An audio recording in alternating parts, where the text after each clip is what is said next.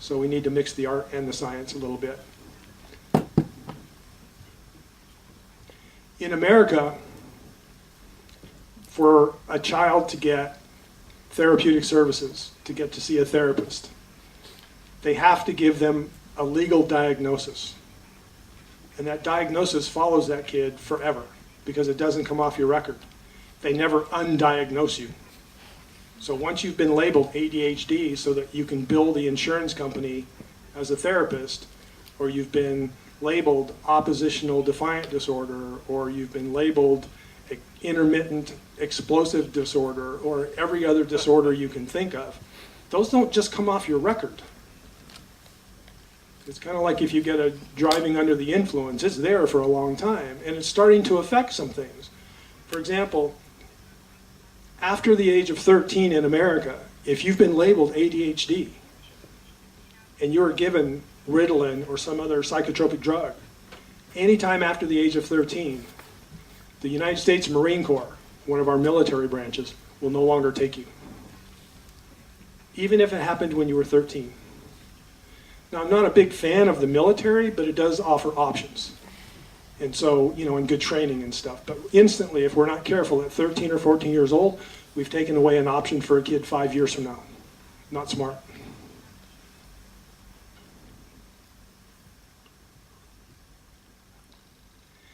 And here we come to what I think is one of the biggest dilemmas in the entire in the whole conversation.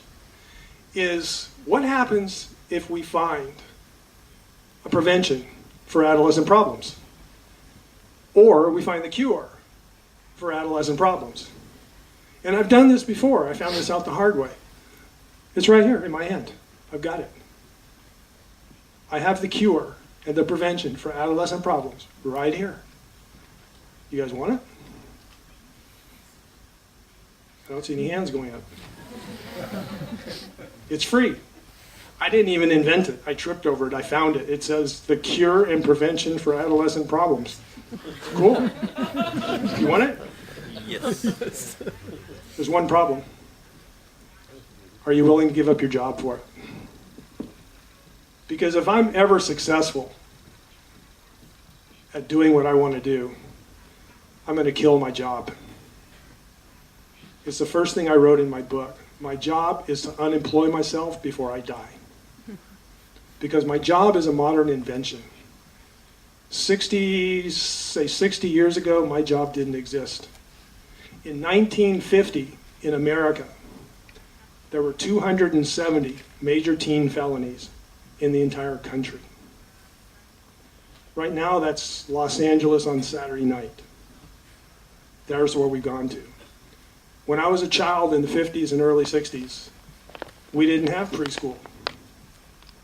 Is that what you call it, preschool? Where children go before kindergarten? Okay. Because all the moms were home. And we didn't have after-school programs because most of the moms were home and we didn't need them. And nothing against it, but when all the moms started going out to work, then we invented what we call latchkey kids, or kids that have nowhere to come home to. And so they either got in trouble or we had to invent some place for them to go before school and after school, and we extended the period of time that they're not with their parents, which is not a good thing because remember, kids should be with their parents. But here's the internal double bind.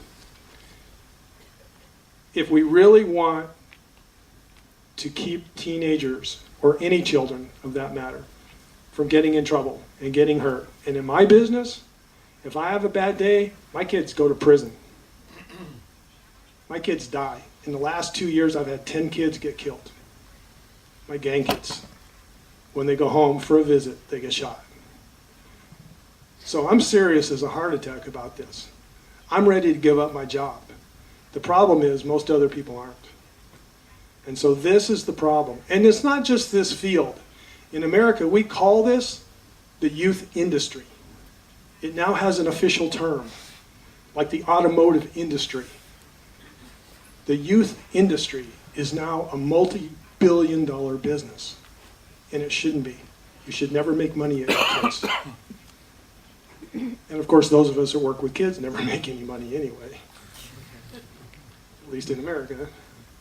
No, so this is a problem, because what happens is a lot of your programs and a lot of the places that we send our kids get stuck in this because they don't really realize this. And so they'll tend to sabotage programs and funding and resources because it's not in their best interest to solve the teenage problem.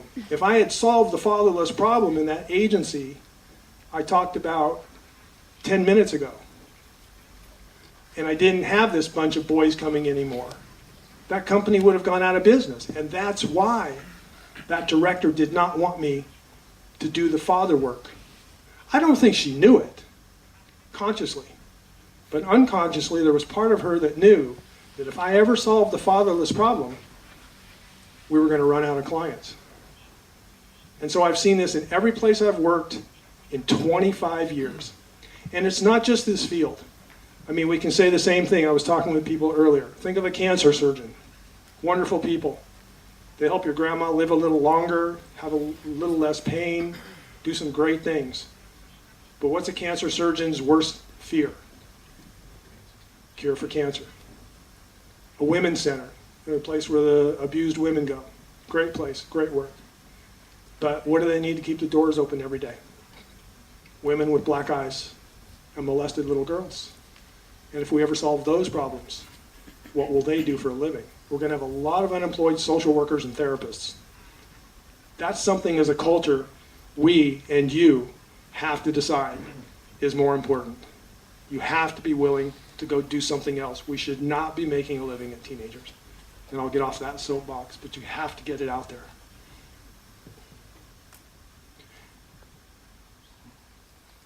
Okay, so let's get to the topic. America doesn't like older cultures. Basically, we're the newest country on the planet. I was talking earlier with a gentleman here, and I told him that I think that America is the teenager of countries on the planet. We're the youngest country. And we act like teenagers, I think. America thinks its stuff doesn't stink. America doesn't listen to its elders, the older countries who have been there and done that. And America thinks that everything it does is right, and everybody else is wrong. And that sounds a lot like a teenager. And I think we need to grow up a little bit, because we're just a new country who hasn't been around a long time like you guys have. So I started looking at, ways to frame this to people, because Americans don't like when you start bringing up older cultures like Africans or the Aboriginals or the tribes from the Amazon, or even our Native American culture that we basically kicked out when Columbus showed up. But for thousands and thousands of years, they haven't had any problems with their teenagers.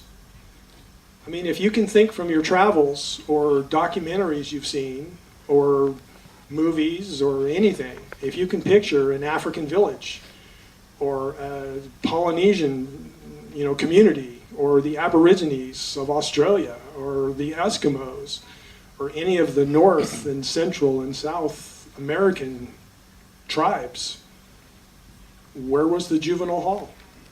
The detention center. They didn't even have a jail. Now, that's a whole other conversation, but these people went thousands of years without having to lock up or medicate their kids. And now we make a living at it.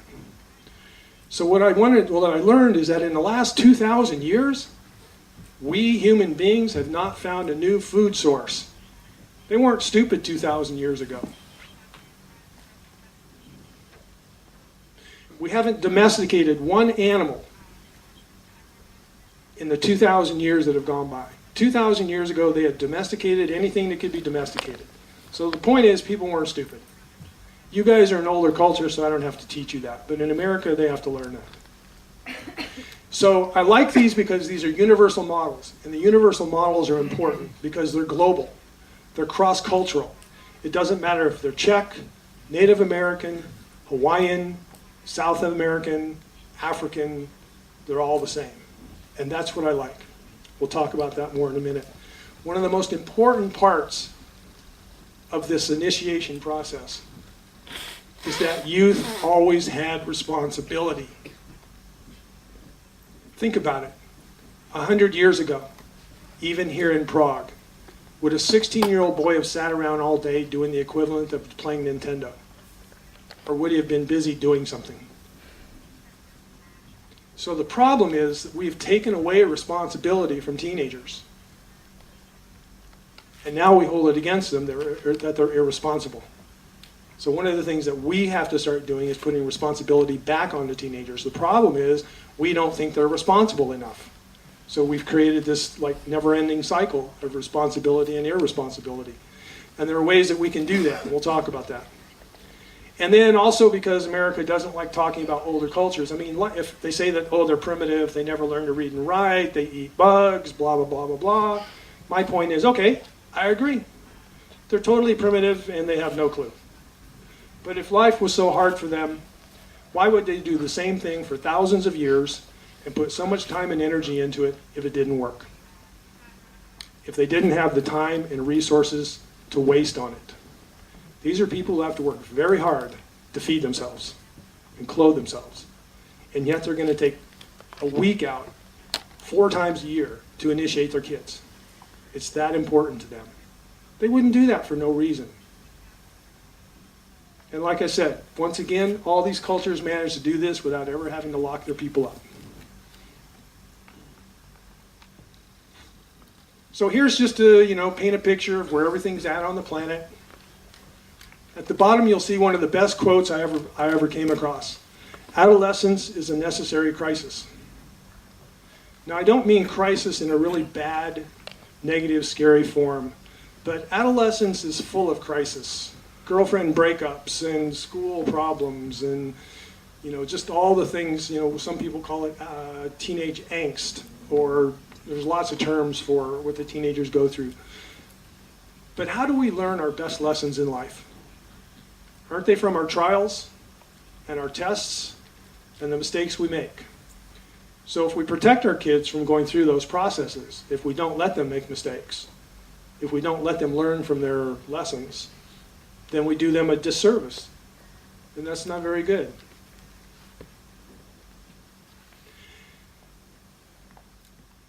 So as I was trying to figure this out, I got really intrigued in the point that these rites of passage seem to be universal. And then I ran into some other people who thought this way.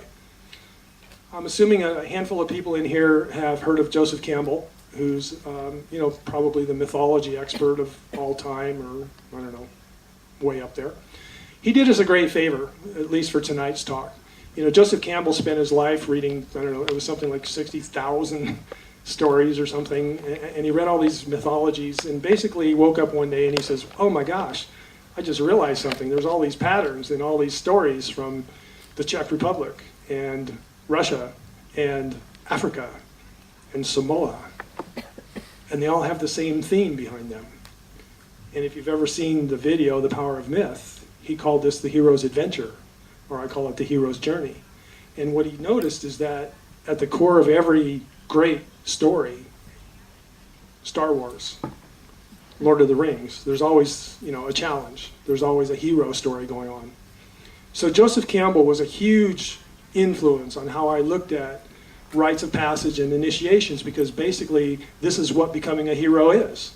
When Luke Skywalker starts off as a little whiny teenager and he ends up saving the universe, that's a big hero story.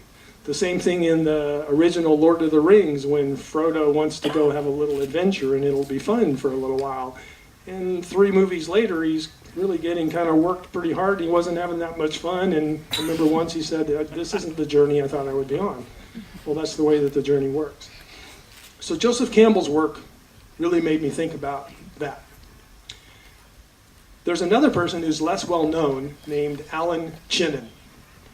And he did the same thing with fairy tales that Joseph Campbell did with mythologies. And the last time I saw Alan Chinen, he was up to 9,000 fairy tales. And so he was doing the same thing, and what he noticed was the same thing. It doesn't matter where the fairy tales are coming from, they all have universal themes. People are people are people.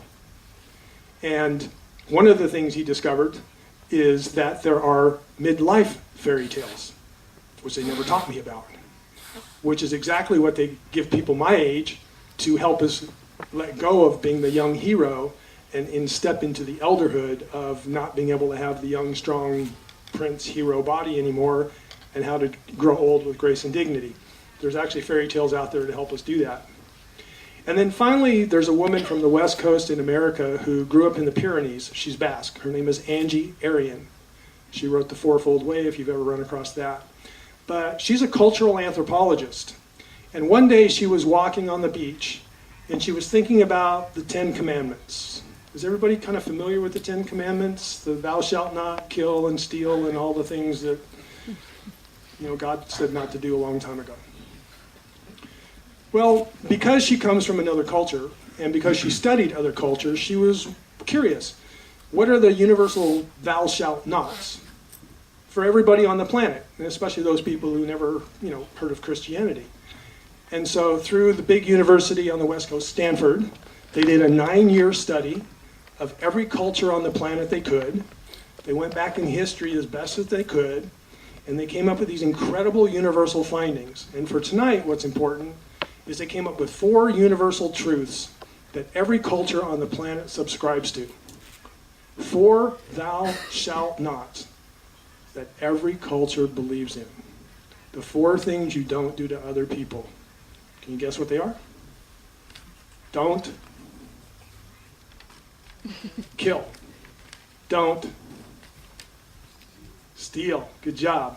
Don't, gets harder now, lie. And the 4th one, incest. Never play with your own family. Okay? And if you think about most crimes, they're variations of that. Getting crazy with your neighbor's wife is basically stealing and lying, if you think about it. So every culture in the world has some basic rules that they follow. So it was these universal fairy tales and mythologies and the belief systems that every culture on the planet has, it really made me think, okay, I'm going to find the things that everybody does for teenagers. So that's what I did. So I just tried to put it all together and throw it in a book for everybody. So here's what I found. Basically, initiations are absolutely universal, worldwide and historically. They're found everywhere on the planet. It doesn't matter how remote you get. Now, some cultures do it kind of informally. We'll talk more about that in a minute. Some don't necessarily have structured ones. Like, I'm not sure you guys could think of a particular Czech rite of passage, unless we go back a couple thousand years or something. But there's been informal ones. Even America had informal ones until we quit working on the farms and stuff like that. So there were ways that you could do that. And we'll talk more about that. The big thing about initiations is they are based on the distinction that between becoming an adult and becoming a man or a woman. And becoming a man or a woman is a bigger thing than becoming an adult. What we do nowadays is we turn all teenagers in America at age 21 into a full-fledged adult. Congratulations. You're an adult. Happy birthday. You're clueless, but you're an adult. Does that mean you're a woman? Does that mean you're a man? That's a bigger question. Manhood and womanhood is in here. Now, how do you prove that? That's what the rites of passage and initiations were for. Not adulthood, but manhood and womanhood. And there's a difference. These initiations were designed to ensure that a youth will be able to move forward developmentally, grow at the pace they're supposed to grow, so they don't get stuck like our teenagers do now. And they act like teenagers in their 20s and maybe their 30s. How many 35-year-old, 15-year-olds do you know? My brother. Okay, sure, life can show up and reality can provide the opportunity for us to grow. Most of us men have been through some really difficult things. That's what guys do. But this made sure everybody got a chance. And you didn't sit around waiting until you were 28 years old to get your opportunity to become a man. They let you do it at an earlier age and get it done and make sure everybody gets a chance. So although the universe can give you the opportunity, we're not going to wait around for that. We're going to do it this summer. Get ready. It created a set, agreed upon standard on how our community decides you become a woman and you become a man. And then the next generation does it, and the next generation does it, and the next generation does it. And there's total cohesion because everybody has done the same thing. Nobody's better than anybody else. There's no confusion as to whether you made it into the club or not. And it allows the community to decide what works for them. Okay? And this leaves nothing open to interpretation. So for example,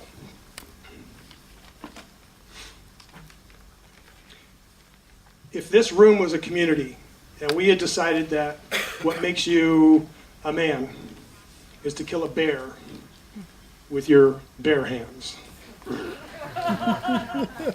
Okay. And you're out in the forest. Do you guys have lions of any kind? Big cats? Wolves? You guys still have wolves? Okay, we'll go there. Sorry. I have to think about the geography. Okay, so you go out and you're cruising in the woods and suddenly you're attacked by this huge, really nasty wolf. And you kill that wolf. And you put it over your shoulder and you bring it back to your community. And you walk back and you've got this big gnarly wolf over your shoulders. And you say, I just killed myself a wolf with my bare hands. Am I a man? The problem is, just what I'm hearing. Some people are laughing. I see a lot of shoulders going up. That's the problem right there.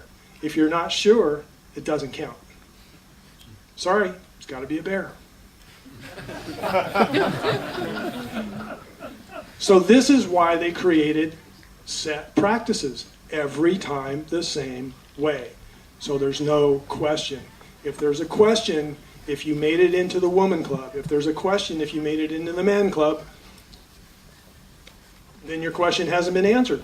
And so you keep questioning and questioning and keep testing and testing. So that is not the point. So, I mean, scary for us as parents is this really goes back to survival of the fittest. Rites of passage were difficult. And they had to be because they basically put a boy, for example, into a position that required a man to complete it. That's a developmental shift. The psychologist Carl Jung called that an ego death. Death of the ego. You kill the boy so that the man can be born. It's not a literal death, which is what we're seeing now with the gangs and stuff. See, they've confused that. It's a symbolic death. It's figurative. Now that we've taken away initiations, the kids have gone to literal deaths, especially in America. Some of our gangs right now are so brutal that entry into a gang, which I heard sometimes here is like you get an acknowledgement by email. Some of our gangs now, you have to kill somebody to get in. Used to be carjacking. Used to be steal from a store. Now you actually have to murder somebody to get in a gang. They just keep raising the bar because, see, they can't find, where's that bear? Where is it? They keep looking and they keep looking. A really good story is there's this African named Malidoma Somé, and he's my age. When he was about 4 years old in West Africa, the French missionaries were still trying to colonialize where he lived. And it wasn't going very well because the natives didn't want to be Catholic. And so they got this great idea that if they could get the native kids indoctrinated into the Catholic thinking, then the elders would be more willing to follow. Except nobody volunteered. So they kidnapped all the 3- and 4-year-olds from the village and ran away real fast, including Malidoma Somé, who spent 15 years at a missionary 120 miles away. And while he was there, he was beaten, sexually and physically abused. Every time he spoke his native language, he was beaten. He was given an French name. And when he was 19, he finally lost his temper and he punched out a priest. Never a good thing. But he thought, wow, if they're going to beat me for speaking my native tongue, what are they going to do for me punching out a priest? So he panics and he jumps out a window and he heads into the jungle, and he remembers that he lives 120 miles that way through the jungle. So part of his story is this incredible trek of 120 miles through the jungle with no training. Remember, he never got to train with all the boys. And he makes it back. And he makes it back to his tribe. And they welcome him back. And his mother and his father are still alive, and his brother and his sister are still there. And it's this really cool story. And life is really great for about 6 months. And then the elders start ignoring him. And when he started asking around, he says, "What's going on, man? Everything was cool. Now everything's getting kind of weird." And one of the elders came up and said, "Well, we know it's not your fault, but because he could read and write in English, they felt that he had been initiated with a white man's soul." And they said, "The problem is you have never been initiated with the African soul." And so he went through their rite of passage at the age of 20 with all the other 14-year-olds. So what we get now is somebody with 2 PhDs and 3 master's degrees writing about it in English so we can hear, so we can understand it. But he went back to his community and couldn't totally be accepted until he actually went through their rite of passage. He had to do what they had done. So he was doing it with a bunch of little kids. And it was brutal.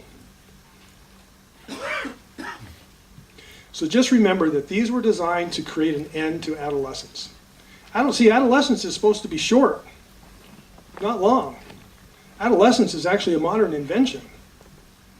I mean, if you go back about 100 years, at least in the English culture, you can't find any books, and you can't find any terminology on adolescents or teenagers, because it wasn't a process. In these older cultures, you're a child, and then when adolescence hits, at about the average age of 14, that's when they put you through a rite of passage. And then you're an adult. End of the teen problem. See, they kept adolescence as short as possible because it drives everybody crazy. Grown-ups who have to deal with a teenager. I want my spear. I want to go on the hunt. Whatever teenagers want in that tribal culture. And then whatever the teenager wants. So this gets rid of the whole problem in a hurry.